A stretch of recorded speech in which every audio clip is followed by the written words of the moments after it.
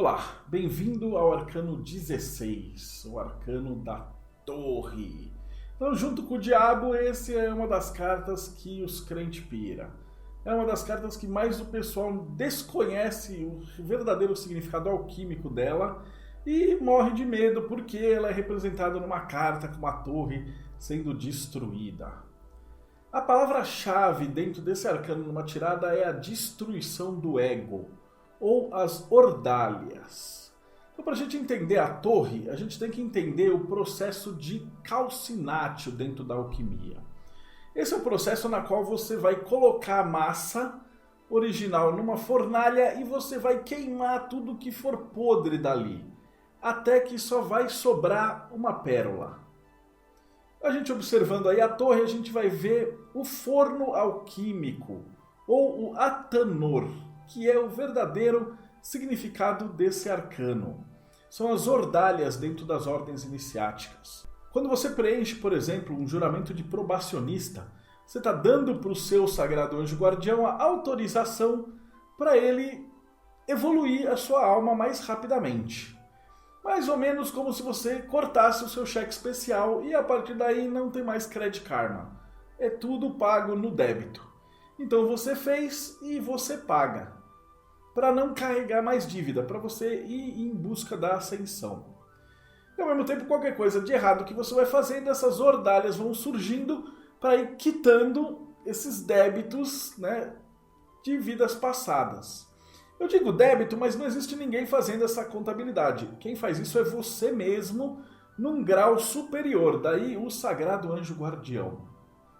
Essa torre desmoronando representa todas as mentiras da sua vida que vão cair uma por uma. Então você presta lá o julgamento de probacionista e aí perde o emprego. Fica doente, e a sua mulher te larga e tal. Aí você percebe que você odiava aquele emprego, sua mulher era um saco e você precisava fazer um exercício e estava pangando. A torre vem para te pôr no eixo. Então ela precisa ser destruída para que entre a luz e do que sobra da torre vai surgir uma árvore de dentro dessa torre. Então essa é a simbologia correta desse arcano. Ele representa a destruição de tudo que for falso. Quando isso aparece numa tirada, a gente entende que vai dar merda. Alguma coisa que você fez, alguma coisa que você deixou de fazer, alguma coisa que você devia ter feito, mas não fez, vai cair na sua cabeça. Então aí você para, dá uma olhada no que pode estar acontecendo naquele momento daquela tirada com aquela energia. Entender o que está egóico ali e o que é que você precisa fazer de maneira essencial para cuidar da sua torre. O caminho da torre, ou o caminho de pé, ele conecta as esferas de Hod e Netzah. Então ele conecta ou junta a esfera da emoção e a esfera da razão. É o caminho, como eu disse, do forno alquímico e o caminho também de tirar todos os fiapos.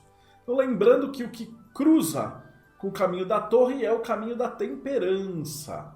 Então a temperança faz um eixo vertical, a torre faz um eixo horizontal. Se você estiver todo desequilibrado, a torre cai. Se você estiver certinho e equilibrado, você chega na temperança e aí você atinge o estado de Tiferet. A cor é vermelha, porque está diretamente relacionado a Marte, que é o planeta que rege essa esfera. Então Marte, como o rigor das ordalhas, vai queimar tudo aquilo que precisar ser queimado dentro da sua vida. E a runa correspondente a isso é a runa de Hagalaz. No tarô de Rider-Waite, nós observamos aí uma torre em queda, né? Toda sendo atingida por um raio que vem de cima. No alto dessa torre tem uma coroa que representa Keter e 3 janelas flamejantes que representam as 3 esferas do triângulo superior da árvore da vida, né? Então Keter, Hokmah e Binah. Ou seja, a ordem de tocar fogo nessa torre veio diretamente de Deus. Então nós vemos do lado vários iodes ou chaminhas pegando fogo e de um lado um cara com uma coroa, do outro lado um cara normal despencando dessa torre. Essa destruição vai representar a queda da Torre de Marfim, ou a queda da Torre de Babel. Tudo aquilo que você constrói por arrogância, orgulho e ego tem que ser dizimados. Em Marselha a gente vê praticamente a mesma figura, né?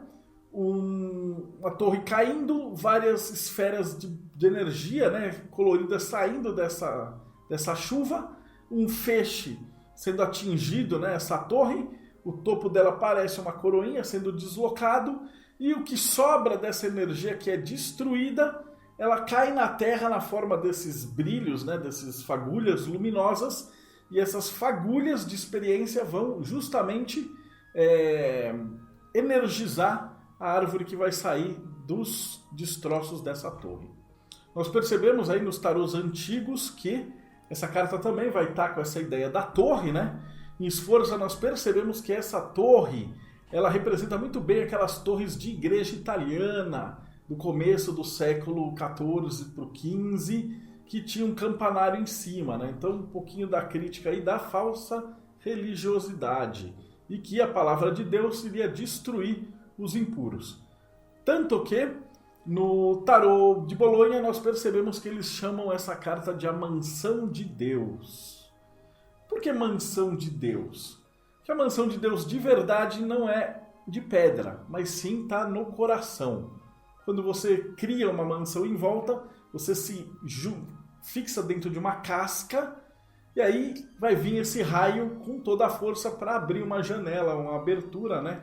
Lembrar do Ré, o imperador, que vai destruir essa carta. Vale lembrar que a palavra pé significa boca. Então é a boca da fornalha, é a boca do inferno, é a boca do purgatório, na qual você vai pegar aquele olho que você arrancou lá no diabo e jogar. Ou seja, os pecadores eles vão para o inferno, mas eles têm uma chance de escapar ali através da boca do inferno. A gente lembra no Dante a Divina Comédia que o Dante precisa descer até o fim do inferno, e aí ele entra na boca do castelo de Lúcifer, e aí ele sobe pelo purgatório. Então a torre representa aí o purgatório. E uma das belezas é que a letra pé, quando você tira ela e descasca ela, o vãozinho que vocês podem ver aí do lado, que fica, ele vai formar a letra Beit, que é justamente o mago. Por isso que algumas cartas vão ser chamadas de Casa de Deus. Que a torre sendo a Casa de Deus, elas quebram, mas aí finalmente a gente vai ter Beit. E Beit, como a gente já viu, é a verdadeira Casa de Deus. O tarô de Oswald Wirth também chama de Casa de Deus, fazendo essa referência aí, o sol em cima, descascando os raios, as 3 janelas, a torre em forma de coroa caindo e os camaradas sendo expurgados da torre. Papi também usa a mesma técnica, o relâmpago, né? Evocando ali o caminho do raio, vem de cima para baixo, ou o raio de Zeus que fuzilava os descrentes, também causando essa destruição do ego. O tarô da Golden Dawn ele faz um simbolismo bonito, ele coloca as clifotes de um lado e as sefirotes do outro lado.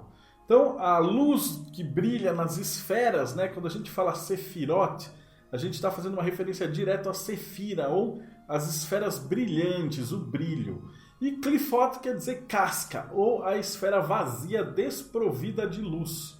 Quando você se enche de clifote, você vai passar pela fornalha e vai queimar essas cascas, essa escória, que vai ser desintegrada da sua vida. Então ele coloca aí essa referência muito bonita no tarô da Golden Dawn. E o Crowley prefere fazer uma abordagem caótica. Ele coloca embaixo já representando o pé como boca e a própria fornalha de Marte queimando a torre de baixo para cima. Isso é muito interessante nesse tarô, que aí é a primeira vez que você não tem um raio quebrando a torre de cima para baixo, mas uma boca soltando fogo e destruindo a sua torre de baixo para cima. Qual é a mudança de paradigma daí? Crowley coloca que você é o responsável e não tem Deus nessa história. Então, se as suas mentiras, se teu ego, tuas historinhas foram construir uma torre de mentiras, você mesmo, como mago, através da verdadeira vontade e a essência, vai destruir. Então ele remove essa responsabilidade de um ser superior e ele coloca essa responsabilidade no próprio mago. Você tem o olho lá em cima, né? O próprio olho que a gente mencionou que vem de Ain, do diabo, ele é jogado aí para observar as impurezas, observar esses pecados e queimá-los na boca do inferno. a torre será destruída e das cinzas renascerá um novo homem. No tarô mitológico é colocado nada mais nada menos que Poseidon. Então Poseidon é aquele que traz os monstros marinhos, os maremotos, furacões e todo tipo de calamidade. Só vale lembrar que naquele filme Poseidon chama o Kraken, mas o Kraken não é da mitologia grega, ele é da mitologia nórdica, então foi aí um empréstimo entre os deuses só para fazer aquele filme. E finalmente no tarô alquímico nós percebemos o Atanor, então a gente vê aí o forno alquímico como ele realmente é.